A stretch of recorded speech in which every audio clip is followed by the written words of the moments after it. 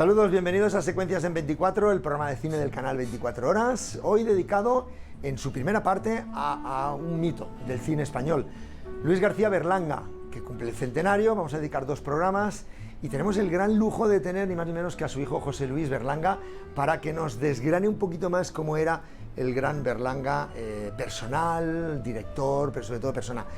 José Luis Berlanga, un placer tenerle aquí. Un placer, gracias por estar invitado, por eso, sobre todo. Eso es un lujazo tener al hijo de Berlanga, que por cierto se parece cada vez más, le habrán dicho que se parece muchísimo a su padre. Fíjate que de joven decían que era igual que mi madre, por ahí hay fotos, pero ahora de mayor debe ser el pelo blanco, es cierto. Bueno, hemos de decir que José Luis Berlanga dejó un momento la dirección, ayudante de dirección, ha estado en Conan, La Pantera Rosa, ha dirigido Barrios Altos y decide un día continuar con Los Fogones y traer una parte de Valencia a Madrid. Bueno, has hablado de unas cosas que hice en los 80, o sea, he estado 40 años en este oficio, ¿eh? Sí, no, hay un momento que pues tenía la oportunidad, me encanta cocinar, se me daba bien y pues voy a hacer, me iba a retirar, yo siempre pensaba que me iba a retirar cocinando y es lo que he hecho. Bueno, no se pierdan aquí en el restaurante Berlanga, gracias por acogernos. Restaurante Berlanga, además pegado al Retiro, el mejor arroz que se puede comer en España está en Madrid y además lo hace él personalmente. Llama mucho la atención, José Luis, verle ahí entre fogones cuando la gente dice voy a saludar al señor Berlanga y está ahí ordenando entre fogones, se lo pasa bien, ¿verdad? ¿Mejor que de director? No. Fíjate que lo que más he disfrutado en mi vida ha sido ayudante de dirección, que he sido ayudante de dirección de los más grandes, porque era joven, me imagino que va con la edad, porque me lo he pasado bárbaro siendo ayudante de dirección, que eres el que mandas, es que el ayudante de dirección es el que manda en las películas. Luego dirigir, producir, ha sido mi oficio, me lo he pasado bárbaro.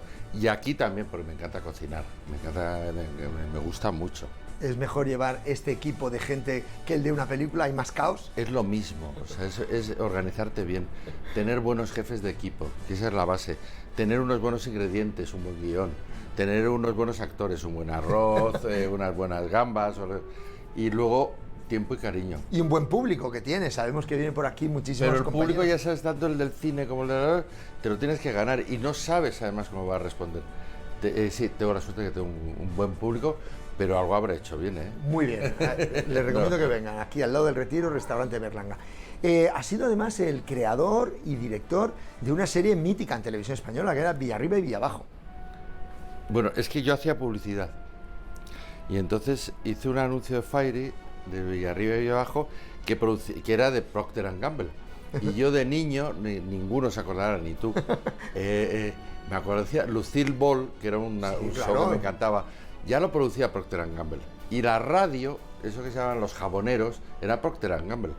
Entonces les dije, oye, de aquí puede salir una buena serie. Y me dijeron, pues sí. Y entonces me dijeron, vale, escríbelo. Lo escribí, fuimos a Televisión Española. Jordi García Encandao, que era en ese momento un tío brillante, lo es todavía, pero quiero decir que lo comprendió muy bien. Y llegamos a un acuerdo que me llevó a hacer no solo Villarriba y Villabajo, sino varias otras series e incluso un programa que hacíamos Miguel Bosé y yo que se llamaba Séptima Caballería. Musical. Todo eso se llamaba un barter en ese momento, hasta que una delegación de Hacienda dijo, se pierde un IVA. Pero hicimos ese Séptima Caballería, que es un programa maravilloso de música, como pocos han hecho en Televisión Española. No en Televisión Española, en la televisión de música. Luego, como director, hay una película que a mí me encanta y sobre todo con una jovencísima Victoria Abril, que es Barrios Altos. Sí. Era muy cómic, me encantaba el cómic. Y yo entonces estaba haciendo publicidad y Alfredo Matas, que era el productor de mi padre, me lo propuso con Victoria Abril, que era una... Y estoy muy contento, muy orgulloso. Luego no he parado, claro. 40 años, hijo.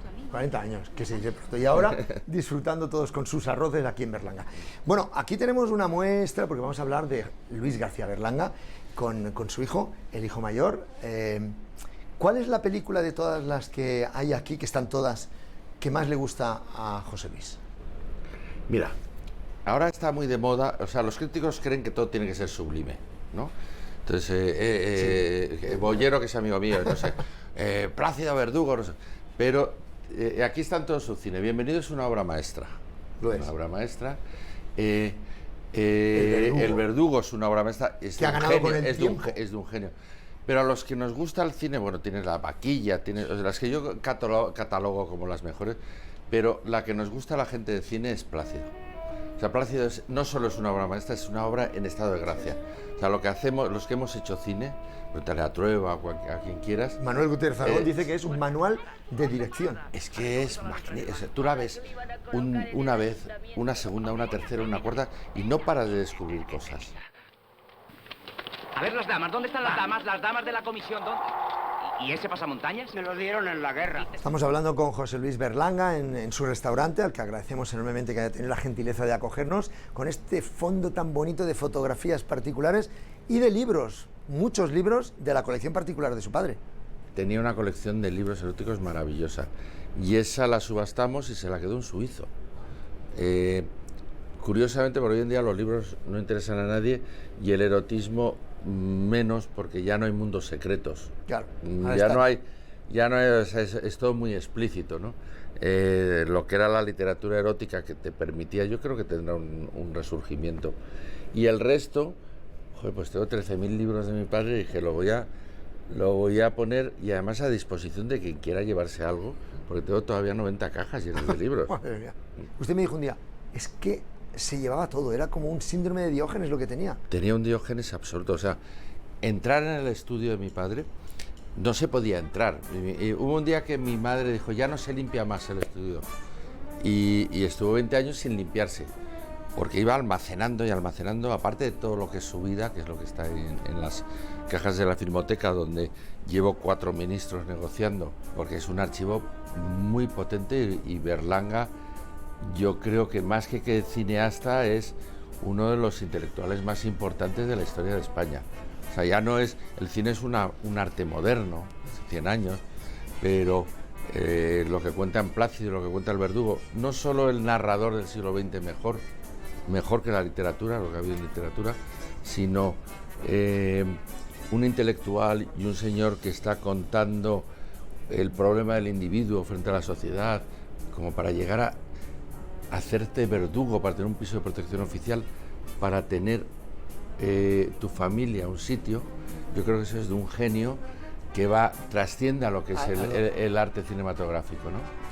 Y eso es lo que nos interesa un poquito conocer con su hijo, con José Luis, es conocer a la persona, la importancia en el mundo del cine. Fue el creador de la Academia del Cine, fue también un importante impulsor de la Filmoteca Nacional, siempre ha estado muy vinculado a la protección del patrimonio cinematográfico español.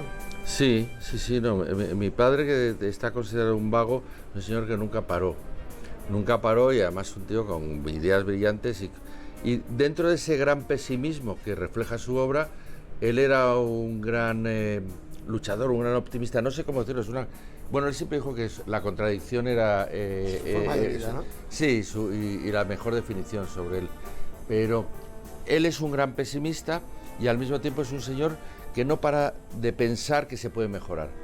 La Filmoteca, por ejemplo, es su CD, que le nombra presidente de la Filmoteca, y entonces lucha por el nodo, que ahora vosotros, pero no es vuestro, no es de Televisión Española, es de la Filmoteca, es de la Filmoteca, vosotros tenéis la gestión. El cine doré, rescatarlo, muchas cosas por las que él lucha mientras es presidente, hasta que llega Pilar Miró, sí, y le dice un día, dice, Luis, hemos ganado los socialistas y hay un código, los funcionarios tienen que estar a las 8 de la mañana en la oficina. Mi padre dice, mira, yo no voy a estar a las 8 porque luego estoy cenando con unos diputados, estoy luchando por no sé qué, pero a las 8 no voy a estar. Ah, bueno. Y un día se encuentra en un estreno a Luis Solana, y le dice, Luis, hoy he firmado algo tuyo. Y Pilar iba detrás y dice, ¿qué he firmado, Pilar? Y dice, el cese. Una escena que se ve luego en Todos a la cárcel, con Joaquín Climent, que le dice también... Sí. Querido Perales, Ministro. qué alegría de verte. Precisamente esta mañana he firmado algo para lo que usted. usted no consiga. Espere. ¿Y qué es lo que he firmado, Bonilla? Ah, el cese. La ¿Cómo? Virgen. Ay, Pero lo firmado vale. Él se definía, Luis García Berlanga, como un burgués anarquista, esa contradicción. Montaron un partido, Fernán Gómez Diel, que era el Partido Burgués Anarquista Independiente, en el Gijón. Y al día siguiente se apuntó otro y dijo, no, si hay 3 ya no nos interesa. Ya somos y lo muchos. disolvieron. Él lo que es un burgués liberal, contrario a cualquier tipo de doctrina o adoctrinamiento de ideología que le pueda coartar. Fue un hombre libre. Lo dijo José Luis San Pedro en un documental que hay sobre mi padre, que además es de la casa o es de alguien de la casa. Y dice, nosotros luchamos por la libertad. Dice, pero ¿qué vale luchar por la libertad si no sabes ser libre? Dice, el único que sabía ser libre de nosotros fue Luis. En eso contribuyó su madre, María Jesús Manrique, que permitió que se dedicara a su mi labor. madre era de otra familia burguesa liberal también. En mi familia crecimos de una manera absolutamente creyendo en una serie de principios éticos. Estaba en las dos ramas. Porque mi abuela Berlanga dicen que era muy católica, es cierto que iba a misa, y mi abuelo Pepe Berlanga era diputado del Frente Popular, pero de Unión Republicana. Pero bueno, la ideología que nos han hecho mamar en casa es primero el respeto, la ideología, el respeto, la libertad, el respeto a los demás sobre todo. Y eso está en todos sus personajes. A mi padre en sus películas puede estar un súper rico o un pobre y retrata las miserias de uno de otro. De por qué no puede ser hijo puta un pobre, por qué no puede ser hijo puta un rico. Pero siempre entendido, muy cervantino. O sea, siempre entendido que todos tenemos esa parte de miserables o de magnánimos, y eso está en todos sus personajes. Todos los personajes de Berlanga son perdedores. Vuelven a la casilla de salida después de haberlo intentado, pero no consiguen nada. Era un gran pesimista. Le decía a Bardem, Juan Antonio, le decía que era un fanfarrón negativo. O sea, que le gustaba presumir de lo malo. Sí, era un pesimista en general, y siempre creía que la sociedad tenía coartada su libertad, incluido nosotros, la familia, los hijos, la mujer, la madre, y eso está en su obra y está en su pensamiento. Pero era muy poliédrico, era una gran contradicción en sí mismo. Ha mencionado una palabra clave en la filmografía de su padre, que es el plano secuencia, que vemos por primera vez en Plácido y que para nada es fácil, ¿verdad, José Luis? No, en el plano secuencia la gente se cree que sueltas a los actores y se hace. Hoy en día hay las tecnologías digitales, los Steadicam, no sé, pero el plano secuencia entonces se hacía normalmente con una gruita que la llamaron, se la construyeron para él, que se llama la berlanguita, y ya se ha quedado como una berlanguita en cualquier casa de maquinismo. Plano secuencia es producto de mucho ensayo, mucho ensayo de actores, técnico, porque no es que llegue el actor a tiempo y diga las cosas, sino que haya en el cine de mi padre, que haya otro detrás que llegue también, que el movimiento de grúa se haya parado, que el foco haya llegado. O sea, es mucho ensayo, mucho trabajo, y luego la obsesión de mi padre, que era el tempo, o sea, que tuviera ritmo. De todas formas, hay una cosa: el plano secuencia va llegando a él. El plano secuencia en mi padre o en Billy Wilder es seguir a los actores, no es un alarde de cámara, es simplemente estar dentro de la historia.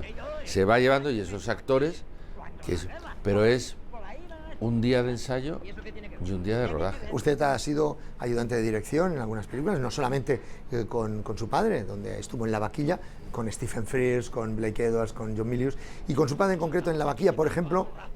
Esos actores, esos planos secuencia, ¿cómo lo interpretaban los actores? Porque se quejaban de que no les daba explicaciones su padre. Del plano secuencia no se quejaban, porque sabían dónde estaban. No, mi padre lo que hacía era elegir muy bien a los actores. Y una le vez gustaba repetir con ellos. Sí, para que tuviera el ritmo, el tempo. Nunca dijo nada bueno. Siempre decía no. Y el no es otra vez y por algo, ¿no? Y los actores, sobre todo si eres del método, pero sus actores ninguno era del método.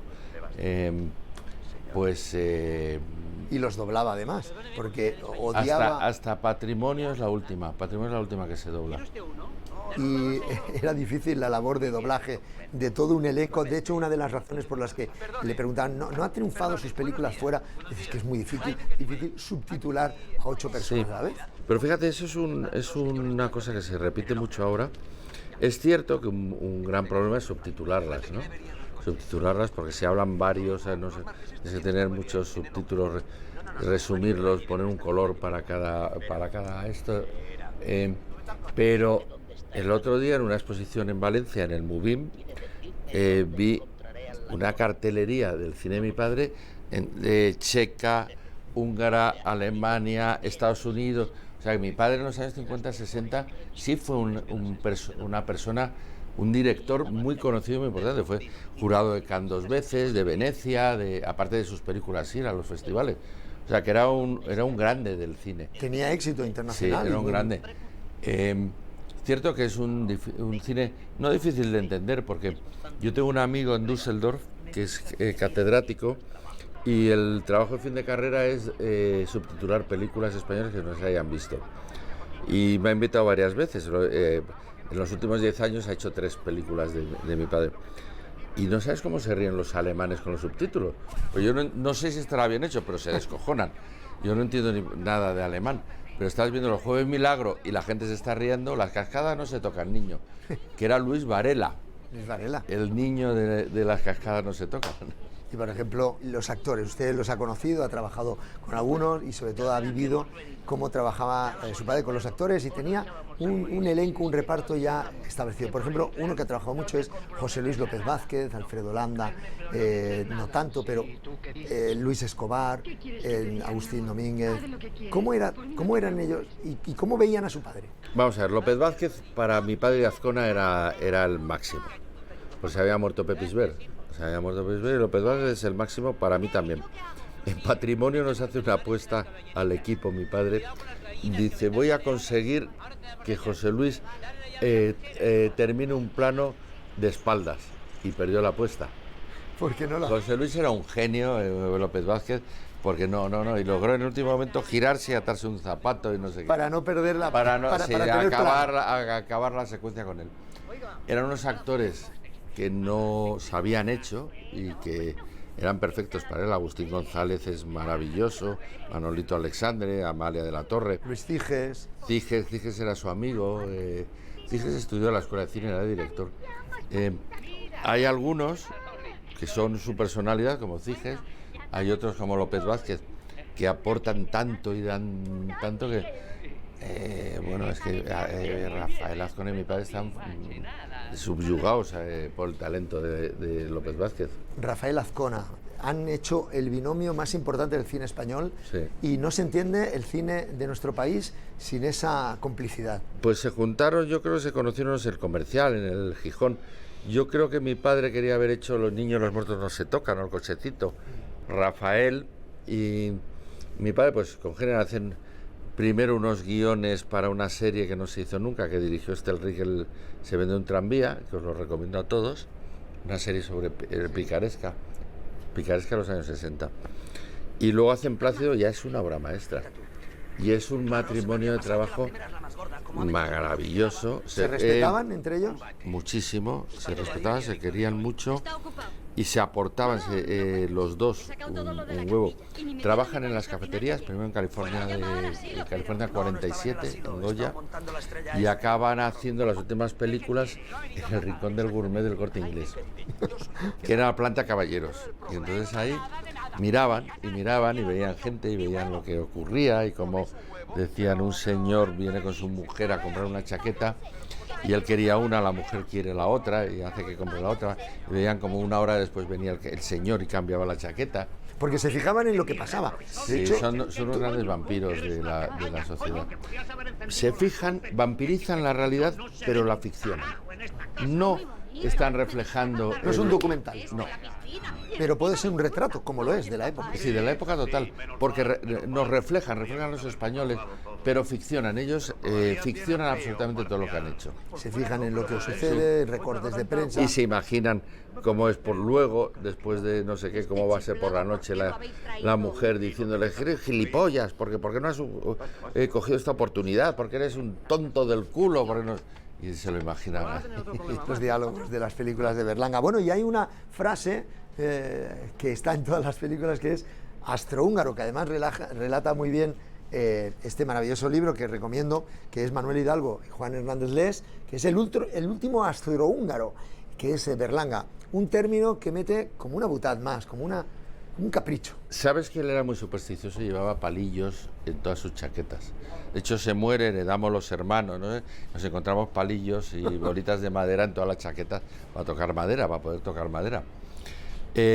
No, austrohúngaro, por lo visto, casualmente está en las 2 primeras películas, o en las 3 primeras, y alguien le dice, ¿te has fijado que dices austrohúngaro, la palabra austrohúngaro en las películas? Y entonces ya, como buen supersticioso, como yo, que toco madera, ¿Sí? dice, pues la tengo que incluir siempre. Y hay algunas que se lo ha olvidado, como en Las 4 Verdades, que es una película de sketches, y en doblaje, dicen, oye, que no ha salido austrohúngaro nunca. Y en el último take, un coche de caballos fúnebre le dice a un caballo, dice, austrohúngaro.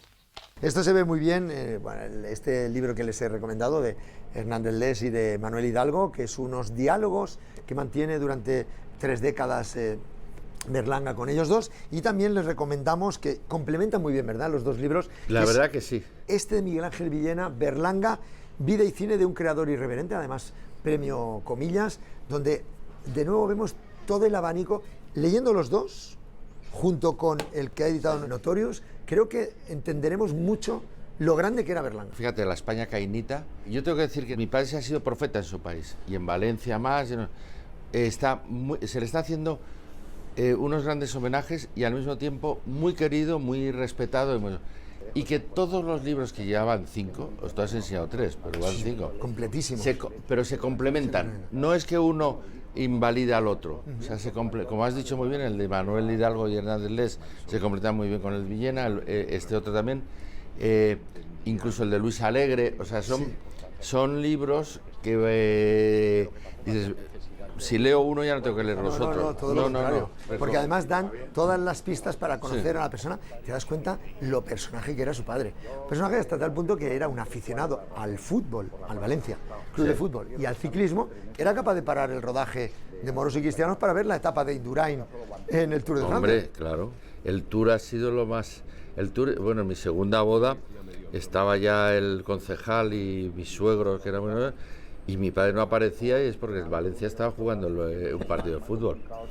Y el Tour se rompió la cadera en Radio Nacional, que hacía el programa con Beatriz Pecker, porque le dijeron que empieza el Tour, y salió y acababan de fregar los suelos y se rompió su primera cadera. El Tour, el ciclismo, era lo que le apasionaba. Luis García Berlanga reivindicaba la comedia, Billy Wilder, los hermanos Marx, Ernst Lubitsch, Pedro Lazaga, Los Ozores... Perdón, porque sí. Esto estás hablando de los clásicos. De los clásicos, de los grandes. Mi padre, cuando recibió el Goya, te lo dedicó a la comedia española, desde Arniches, que es la tradición española, además, y defendió mucho a la gente, a sus compañeros que hicieron comedia y que fueron muy denostados en un momento determinado. Hablaba con ustedes de películas. ¿Cuál era la que más le gustaba y la que menos le gustaba? Vio mucho cine, dejó de ver cine, pero aunque él decía que no, pero luego lo veía. La que más le gustaba era Plácido, más Plácido. Y luego la que menos, yo creo que La Boutique, que ahora es una película de culto. Que recomendamos, el mejor homenaje es ver sus películas, leer sobre él, y sobre todo tener conciencia de que fue el gran impulsor, por ejemplo, de la Academia del Cine. Y sin embargo solo consiguió un Goya. A él le importaban 3 pepinos eso. Quiero decir, él impulsó la Academia con Alfredo Matas, que es uno de los grandes productores de este país, y porque creían que había que hacer algo para promocionar el cine español y darle glamour y de hacer una gran gala y no sé cuánto. Él, hombre, es que los Goyas se hacen ya en la última etapa de mi padre, o sea, en 86, y le dieron por todos a la cárcel, que no considero yo que sean las mejores de mi padre. Siempre las películas de mi padre siempre te entretienen, siempre tienen algo bueno, pero bueno. Y hasta las más oscuras, como Tamaño Natural, como... Sí, Tamaño Natural, sí. Es una época me imagino que eran los 40 años. Es una trilogía de Rafael y él con respecto a la mujer, y también natural La Boutique y Vivan los novios. Pero Tamaño Natural es una película bastante insólita y fuera. No es una película erótica como se clasificó en su momento para nada, sino de la soledad una vez más del individuo y como víctima. En este caso, y resaltando víctima el papel de la mujer, que es la que sobrevive a todas las miserias del hombre. Que es la fuerte, a la que admira, respeta, se intenta huir de ella y acabas incluso con una mujer inerme como es una muñeca, acabas siendo víctima de ella porque dices, la voy a manejar, la voy a manipular, voy a ser dueño, y ni siquiera el hombre es capaz de ser dueño de una mujer que es de goma espuma. Quien mejor describe la misoginia de mi padre es Josefina Molina, que es una gran directora, una gran intelectual, y el discurso de entrada en la Academia de Bellas Artes es la misoginia de Berlanga. No, la misoginia de Berlanga, o sea, en general, y analiza, es un discurso precioso, está ahí disponible para la entrada de Bellas Artes de la Academia de San Fernando, y Josefina, yo, vamos, le estoy eternamente agradecido con qué inteligencia desmonta que la misoginia de Berlanga sea antifeminista, ¿no? O sea, reconoce, os lo recomiendo buscar ese discurso, porque es muy bonito además.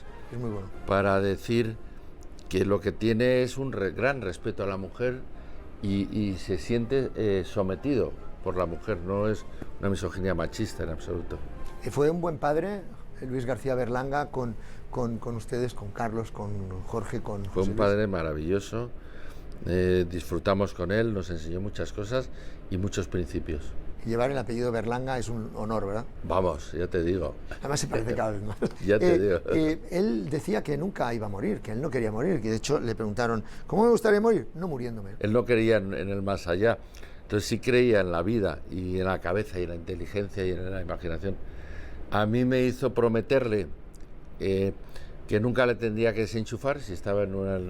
Dice, porque tú que sabes, vosotros, la ciencia ni nadie sabéis, en ese momento que creéis que te dice un médico, dice, hay que desenchufarle, porque tú qué sabes si me estoy tirando Brigitte Bardot en mi cabeza. Dejadme hasta que la vida se me extinga de natural, pero no... Luis García Berlanga está con las letras de oro en el cine español y europeo, y este centenario le está haciendo justicia. Justicia sí se le está haciendo. Justicia que realmente siempre ha recibido. O sea, realmente mi padre no tuvo éxito hasta la escopeta nacional, realmente. Pero sí prestigio. En este momento, este año, España y la gente, y la Academia de Cine, la Academia de San Fernando, y el Cervantes, y la Generalitat Valenciana, y el Ministerio, y la gente, el público. El público es que tú vas en un taxi y dices, cómo me he reído yo con las pelis de su padre. Está siendo profeta en su tierra. Y se le quiere, se le reconoce, y yo creo que se lo merece además.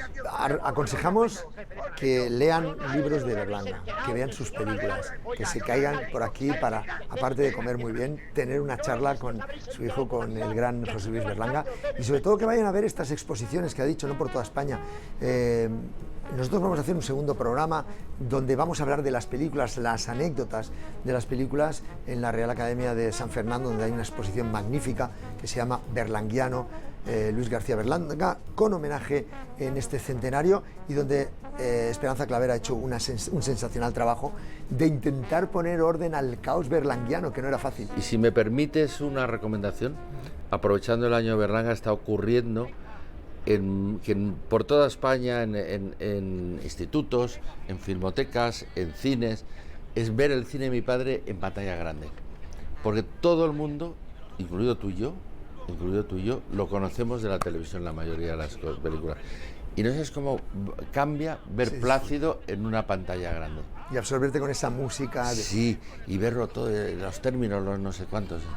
Pues recomendamos, qué mejor que esa recomendación sensacional de José Luis Berlanga, de ver el cine de su padre en pantalla gigante. José Luis Berlanga, gracias por atendernos aquí en esta casa tan bonita, y sobre todo con estos recuerdos y el análisis de una figura importante, no solo en el cine, sino en la cultura mundial, como ha sido su padre. Pues gracias. Y sobre todo, acérquense a Berlanga leyendo libros sobre él, viendo sus películas en pantalla gigante, y sobre todo conociendo un poquito más a uno de los grandes. Hasta la próxima, gracias. A ti, por Y favor, nosotros Moisés. nos vemos la próxima semana con más Berlanga aquí en Secuencias en 24.